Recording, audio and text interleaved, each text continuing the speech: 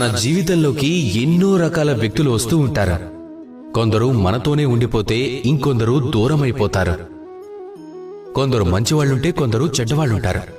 కానీ మనం ఎప్పుడూ ఈ చెడ్డ వ్యక్తులు మన జీవితంలోకి వచ్చిన ఆ సమయాన్నే నిందిస్తూ ఉంటాం.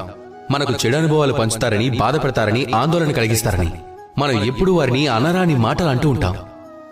కానీ ఎందుకు? ఈ చెడ్డవాళ్లు మంచివాళ్లు కాదు, మంచివాళ్లు చెడ్డవాళ్లు అందరి జీవితంలోకి వస్తారు. అలాగే అందరికీ విలువైన పాఠం నేర్పించి వెళ్తారు.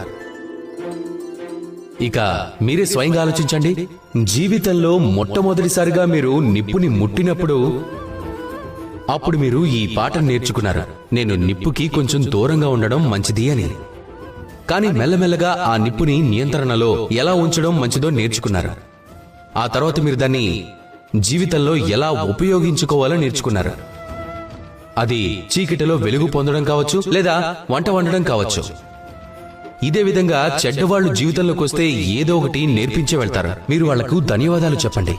వాళ్ల గురించి చెడుగా ఆలోచించడానికి లేదా చెడుగా అనుకోవాల్సిన అవసరం లేదు. కేవలం ఆ పాఠాన్ని నేర్చుకోండి. అనుకూల భావంతో జీవితంలో ముందుకు సాగుతూ ఉండండి. అప్పుడు మిమ్మల్ని ఎవ్వరూ ఆపలేరు.